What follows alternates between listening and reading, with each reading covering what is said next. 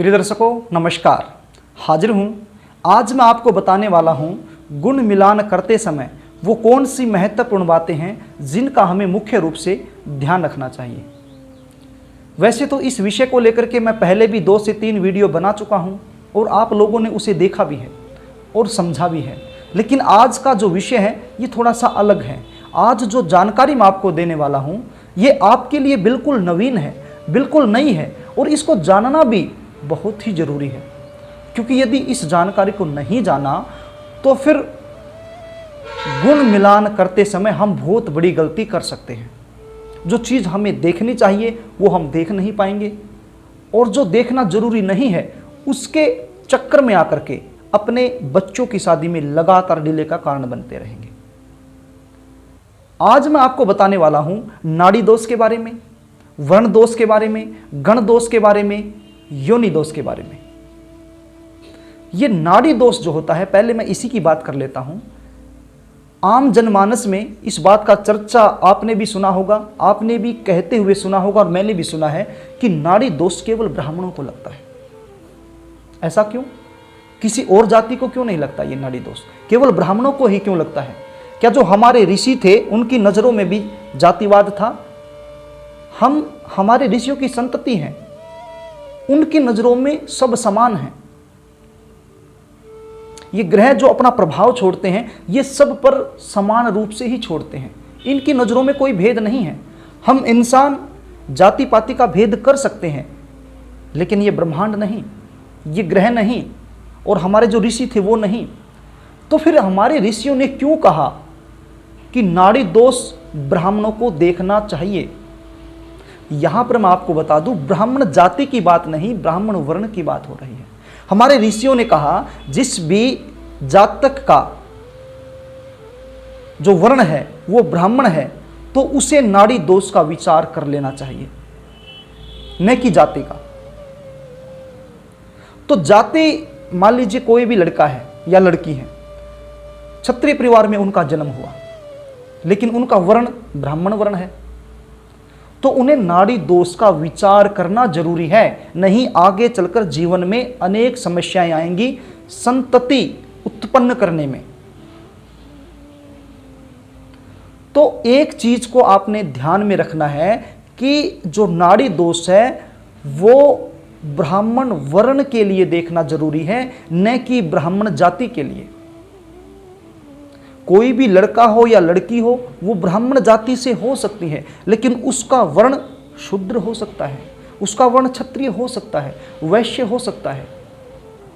ऐसी कंडीशन में यदि उसका वर्ण वैश्य है तो हमें गण दोष के बारे में ही विचार करना होगा, न कि नाड़ी दोष के बारे में। करना चाहिए नाड़ी दोष के बारे में भी, लेकिन मुख्य रूप से हमें यदि वैश्य वर्ण की लड़की या लड़का है तो वहां पर गण दोष का विचार हमें करना चाहिए। बस यही चीज ध्यान देने योग्य है। इसी प्रकार से जिस भी लड़के या लड़की का क्षत्रिय वर्ण आ रहा है तो उसके लिए वर्ण का देखना जरूरी है। इसी प्रकार से मान लीजिए वैश्य है, वैश्य वर्ण लड़के या लड़की का है तो उसके लिए हमें गण दोष देखना जरूरी है। और यदि लड़का हो या लड़की हो शूद्र वर्ण के हैं तो वहां पर हमें योनि दोष को देखना जरूरी है। ये बहुत ही महत्वपूर्ण है। यदि ये चीज हम नहीं देखते हैं तो जीवन में आगे चल करके अनेक प्रकार की समस्याओं का सामना हमें करना पड़ सकता है। तो प्रिय दर्शकों, इस कार्यक्रम को लेकर के आने का मेरा एक ही मुख्य कारण था। बहुत सारे योग्य लड़के एवं लड़कियों के विवाह में जो विलंब होता है उसका कहीं न कहीं एक मुख्य कारण हमारा अधूरा ज्ञान बनता है। जब हमें यही नहीं पता होगा कि हमें किस चीज का विचार करना है और किस चीज को छोड़ना है, तो फिर हम अंतिम परिणाम तक कैसे पहुंच पाएंगे। अब पीछे 2 से 3 दिन पहले की बात है, मेरे पास एक माता जी आई, अपने लड़के की जन्म कुंडली उसके पास थी और एक लड़की की जन्म कुंडली उसके पास थी। वो उनका मिलापन करवाना चाहती थी शादी के लिए, और उसके बच्चे की जो उम्र है वो लगभग 30 क्रॉस हो चुकी थी। और उसका एक ही प्रश्न था कि सर मैं ब्राह्मण जाति से हूँ और कहीं पर भी मेरे बच्चे की जो जन्म कुंडली है उसका मिलान नहीं बैठ रहा है।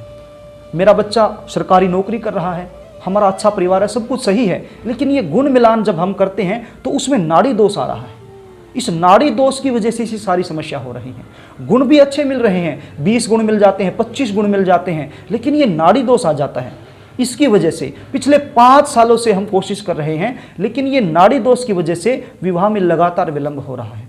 जब मैंने उसके लड़के की जन्म कुंडली देखी तो उस लड़के की जन्म कुंडली में मैंने देखा तो वो लड़का क्षत्रिय वर्ण का था। तो वो विचार कर रहे हैं नाड़ी दोष के बारे में। जब वो क्षत्रिय वर्ण का था तो उन्हें विशेष रूप से वर्ण दोष का विचार करना चाहिए, न कि नाड़ी दोष का। यदि वो ब्राह्मण वर्ण से होता, उसकी जाति तो ब्राह्मण है, लेकिन वर्ण क्या है, वर्ण को देखो आप, वर्ण क्षत्रिय है, तो क्षत्रिय है तो उसे वर्ण दोष के बारे में विचार करना चाहिए, न कि नाड़ी दोष के बारे में। तो मैंने उसे कहा कि आप वैसे ही शादी में डिले कर रहे हैं, नाड़ी दोष यदि नहीं मिल रहा है पूर्ण रूप से तो फिर कोई दिक्कत नहीं है। नाड़ी दोष में 8 अंक मिलने होते हैं, नाड़ी दोष में 2 अंक मिल जाए, 3 अंक मिल जाए, 1 अंक मिल जाए, कोई समस्या नहीं है। लेकिन वर्ण दोष में इसको पूरे अंक मिल रहे हैं और आपका जो बेटा है वो क्षत्रिय वर्ण से है। नाड़ी दोष इतना मायने यहां पर नहीं रखता है जितना वर्ण दोष रखता है। वर्ण दोष इसका सही मिल रहा है तो इसकी शादी कर देनी चाहिए आपने। तो उसने कहा कि हम तो पिछले 5 साल से इसी समस्या में उलझ पुलझ थे, नाड़ी दोष की वजह से ही शादियां नहीं हो रही हैं, नहीं तो बहुत अच्छे अच्छे रिश्ते हमारे पास आए, कब की शादी हमारे बच्चे की हो जाती। तो मैंने कहा कि यही तो कारण होता है अधूरे ज्ञान का। तो प्रिय दर्शकों, मैं यही चाहता हूं कि इस कार्यक्रम को जब आप देखेंगे तो अपने बच्चों की जब जन्म कुंडली का मिलान आप करोगे तो उसमें किसी भी प्रकार की समस्या ना हो। आपको जो सही है वो सही है, जो गलत है वो गलत है, उस चीज़ का आपको पता लग जाए। आपको क्या देखना है, क्या छोड़ना है, इस चीज़ के बारे में भी आपको पता चल जाए।